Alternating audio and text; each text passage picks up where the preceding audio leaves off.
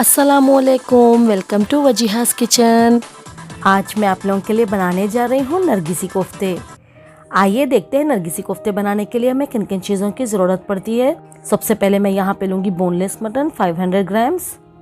Make sure रहें कि नरगिसी कोफ्ते बनाने के लिए आप यहाँ पे सिर्फ बोनलेस मटन ही यूज़ करें, बोन के साथ आप मटन यहाँ पे यूज़ ना करें। चना दाल 100 ग्राम्स, अंडे 6, मैंने यहाँ पे अंडों को अच्छे से बॉईल कर लिया है। दही 250 ml, प्याज 2 मीडियम साइज़ के, सूखा नारियल 2 टेबलस्पून, काजू 1 टेबलस्पून, खसखस 1 टेबलस्पून। मैंने यहाँ पे इन तीनों चीज़ों को हल्के से रोस्ट कर लिया है। हमें यहाँ पे इन तीनों चीज़ों को मिक्स करके इन्हें ग्राइंड करके इनका एक फ़ाइन पेस्ट रेडी करना है। बट मेक श्योर रहें कि इन्हें ग्राइंड करते समय आप इसमें पानी बिल्कुल भी ऐड ना करें। इसके आप देख सकते हैं मैंने इन्हें यहाँ पे ग्राइंड करके इनका इस तरह का पेस्ट रेडी कर लिया है। ठीक इसी तरह का पेस्ट आपको रेडी करना है। लाल मिर्च पाउडर 4 to 5 टीस्पून, हल्दी पाउडर 1 टीस्पून, गरम मसाला पाउडर 1 टीस्पून, नमक, अदरक लहसुन का पेस्ट 2 टेबलस्पून, हरी मिर्च 4 से 5, 2 लेमन जूस, कोतमीर 2 टेबलस्पून, पुदीना 2 tablespoon and oil 4 to 5 tablespoon. आइए हमारी रेसिपी की तरफ चलते हैं। सबसे पहले मटन को कुक कर लेते हैं। इसके लिए एक प्रेशर कुकर में मैं यहाँ पे ऐड करूँगी 2 टेबलस्पून ऑयल। इसमें ऐड करूँगी प्याज की हमें यहाँ पे बस थोड़ी सी क्वांटिटी यूज़ करना है, बाकी हमें बाद में यूज़ करना है। अब प्याज को इसमें हल्के से पिंक कलर के होने तक फ्राई कर लें। इसे फ्राई कर लेने के बाद अब मैं इसमें ऐड करूँगी मटन को भी इसमें 2 से 3 मिनट के लिए अच्छे से भून लें। मटन को भून लेने के बाद अब मैं इसमें ऐड करूँगी चना दाल, नमक, हल्दी पाउडर 1/2 टीस्पून, लाल मिर्च पाउडर 3 टीस्पून, गरम मसाला पाउडर 1/2 टीस्पून, अदरक लहसुन का पेस्ट 1 टेबलस्पून, हरी मिर्च, कोतमीर 1 टेबलस्पून और पुदीना 1 टेबलस्पून। अब इन सभी चीज़ों को मटन में अच्छे से मिक्स करके इसे 2 से 3 मिनट के लिए भून लें। इसे भून लेने के बाद जैसा कि आप देख सकते हैं यहाँ पे मटन में काफ़ी सारा पानी छूट चुका है, तो इसे गलाने के लिए हमें इसमें और पानी ऐड नहीं करना है। इसी के पानी में हमें इसे कुक करना है। आइए अब हम इसे लिड लगाकर मटन अच्छे से कुक हो जाने तक, अच्छे से गल जाने तक इसे 10 से 15 मिनट के लिए पकने के लिए रख देते हैं। 15-20 मिनट बाद जैसे कि आप देख सकते हैं यहाँ पे मटन और दाल काफ़ी अच्छे से कुक हो चुके हैं या अच्छे से गल चुके हैं। और जैसे कि आप देख सकते हैं यहाँ पे इसमें पानी बिल्कुल भी नज़र नहीं आ रहा है। अब हम इसे बिल्कुल ठंडा कर लेते हैं। उसके बाद हमें इसे ग्राइंड करके इसका एक फ़ाइन पेस्ट रेडी करना है। बट मेक श्योर रहें कि इसे ग्राइंड करते समय आप इसमें पानी बिल्कुल भी ऐड ना करें। जैसे कि आप देख सकते हैं यहाँ पे मैंने इसे ग्राइंड करके इस तरह का पेस्ट रेडी कर लिया है।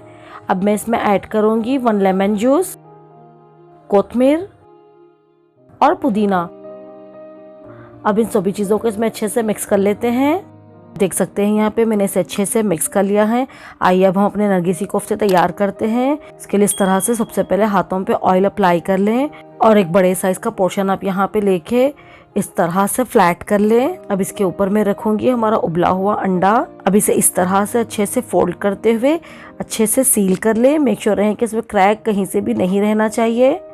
बस मैंने यहाँ पे अपना नरगिसी कोफ्ता तैयार कर लिया है। ठीक इसी तरह से 1 बाय 1 करके आपको अपने सभी नरगिसी कोफ्ते तैयार करने हैं। मैंने यहाँ पे अपने सभी नरगिसी कोफ्ते तैयार कर लिए हैं। नेक्स्ट प्रोसेस की तरफ चलते हैं। इन्हें शैलो फ्राई कर लेते हैं। उसके लिए एक पैन में मैं यहाँ पे ऐड करूँगी 1 टेबलस्पून ऑयल। मैं इसमें ऐड करूँगी नरगिसी कोफ्ते। अब इन्हें बिल्कुल मीडियम टू हाई फ्लेम पे पलट कर अच्छे से गोल्डन कलर के हो जाने तक फ्राई कर लें। जैसे कि आप देख सकते हैं यहाँ पे बिल्कुल परफेक्टली गोल्डन ब्राउन कलर के नरगिसी कोफ्ते हमारे फ्राई हो चुके हैं। इन्हें निकाल लेते हैं। बस हमारे ज़बरदस्त से नरगिसी कोफ्ते यहाँ पे बनकर बिल्कुल रेडी हो चुके हैं। अगर आप चाहें तो इन्हें इसी तरह से ड्राई भी खा सकते हैं, या अगर आप चाहें तो इन्हें ग्रेवी बनाकर उसमें भी इसे ऐड करके इसे खा सकते हैं। तो हम यहाँ पे आधे कोफ्तों को ड्राई रखेंगे और आधे कोफ्तों का हम यहाँ पे ग्रेवी बनाएंगे।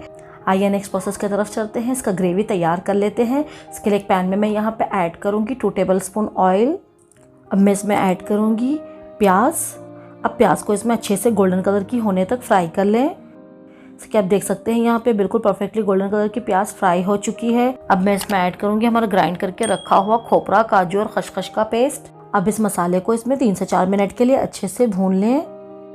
इसे भून लेने के बाद अब मैं इसमें ऐड करूँगी अदरक लहसुन का पेस्ट 1 टीस्पून, नमक, हल्दी पाउडर 1/2 टीस्पून और लाल मिर्च पाउडर 2 टीस्पून। अब इन सभी चीज़ों को इसमें अच्छे से मिक्स करके 1 से 2 मिनट के लिए भून लें।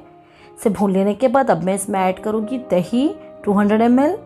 अब दही को भी इसमें अच्छे से मिक्स करके इसमें साइड्स में ऑयल अच्छे से नज़र आ जाने तक इसे भून लें। भून लेने के बाद जैसा कि आप देख सकते हैं यहाँ पे इसमें साइड्स में से ऑयल काफ़ी अच्छे से नज़र आ रहा है। अब मैं इसमें ऐड करूँगी पानी, से मिक्स कर लें। इसकी ग्रेवी की कंसिस्टेंसी आप देख सकते हैं यहाँ पे, ठीक इसी तरह की कंसिस्टेंसी हमारी ग्रेवी की होनी चाहिए। अब लास्टली मैं इसमें ऐड करूँगी हरी मिर्च 2 से 3, कोतमीर, पुदीना, गरम मसाला पाउडर 1/2 टीस्पून और 1 लेमन जूस। अब इन सभी चीज़ों को इसमें अच्छे से मिक्स कर लें। मिक्स कर लेने के बाद अब मैं इसमें ऐड करूँगी हमारे प्रिपेयर करके रखे हुए नरगिसी कोफ्ते। मैं यहाँ पे बस आधे नरगिसी कोफ्ते इस ग्रेवी में ऐड कर रही हूँ, बाकी के आधे मैं उसी तरह से ड्राई रख रही हूँ क्योंकि पर्सनली मुझे ड्राई नरगिसी कोफ्ते बहुत पसंद है। अब नरगिसी कोफ्तों को ग्रेवी में हल्के से मिक्स कर लें, ज़्यादा रफली आप इन्हें यहाँ पे मिक्स ना करें वरना ये टूट जाएंगे। मिक्स कर लेने के बाद अब हम इसे कवर करके बिल्कुल लो फ्लेम पे इसमें साइड्स में ऑयल अच्छे से नज़र आ जाने तक इसे 1 से 2 मिनट के लिए पकने के लिए रख देते हैं। 1-2 मिनट बाद जैसे कि आप देख सकते हैं यहाँ पे इसमें ऑयल काफ़ी अच्छे से नज़र आ रहा है। बस हमारे मटन नरगिसी कोफ्ते यहाँ पे बनकर बिल्कुल रेडी हो चुके हैं। इन नरगिसी कोफ्तों की रेसिपी को इस बकरीद पे आप ज़रूर ट्राई करें, इंशाल्लाह आपको ज़रूर पसंद आएगी ये रेसिपी। जैसे कि आपने देखा कि इसे बनाना बहुत ही इजी है, बहुत ही सिंपल है। आप इसे ज़रूर बनाएं, आप इसे ज़रूर ट्राई करें, इंशाल्लाह आपको ज़रूर पसंद आएगी ये रेसिपी। अगर आपको मेरे रेसिपीज़ पसंद आए तो आप इसे लाइक करें, सब्सक्राइब करें और शेयर भी करें और देखते रहिए वजीहा's किचन। Thanks for watching. दुआओं में ख्याल रखिए। अल्लाह हाफिज़।